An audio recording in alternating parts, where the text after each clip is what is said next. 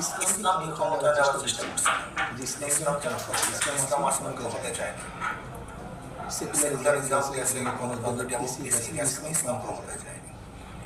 তো আমরা তো আমরা ভেবেছিলাম ভেবেছিলাম ইসলাম ইসলাম সমমনা সমমনা যাদের যাদের ব্যাপারে ব্যাপারে মতনৈক্য মতনৈক্য আছে, আছে, মতনৈক্যগুলি মতনৈক্যগুলি একটু একটু পাশে পাশে রেখে রেখে একটা একটা সম্মিলিতভাবে সম্মিলিতভাবে ইসলামকে ইসলামকে ক্ষমতায় নেওয়ার ক্ষমতায় চেষ্টা নেওয়ার চেষ্টা করছিলাম। করছিলাম। কিন্তু কিন্তু হতে পারে হতে পারে আমাদের আমাদের আচ্ছা, আসসালামু আলাইকুম। আমি এই ভিডিওটার একটু রিভিউ দিতে চাই। সেটি হলো উনি বারবার বলতেছে ইসলামকে ক্ষমতায় নিতে চায়, এককভাবে ক্ষমতায় নিতে চায় না।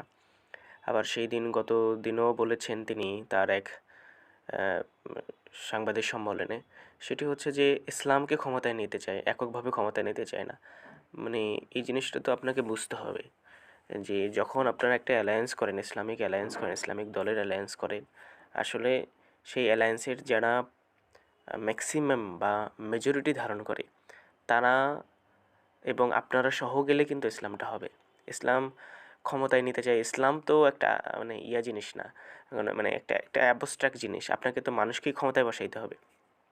ব্যাপারটা এমন না যে ইসলামের অন্য কোনো ব্যক্তি আছে বা অন্য কোনো কিছু আছে সেটা ক্ষমতায় বসবে।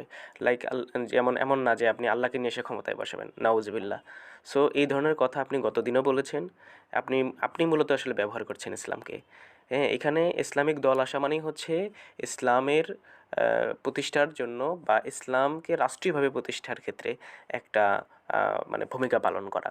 এমনি তো ব্যক্তিগত পর্যায়ের মানুষের ইসলাম আছেই, এটা নিয়ে কোনো সন্দেহ নাই। মানুষ কি ইসলাম পালন করতে পারে না? সব কিছুই আছে। ইভেন অনেক ইসলামিক লও আছে। বাকি রাষ্ট্রীয়ভাবে ইসলামের যে কিছু মূলনীতি এই জিনিসগুলোকে অ্যাড করা। হুম। সো আপনার বিষয়টা আপনি আসলে মনে হয় যে আফগানিস্তানে ইসলাম পালন করতে চান, এটা একটা ব্যাপার তো রয়েই গেছে।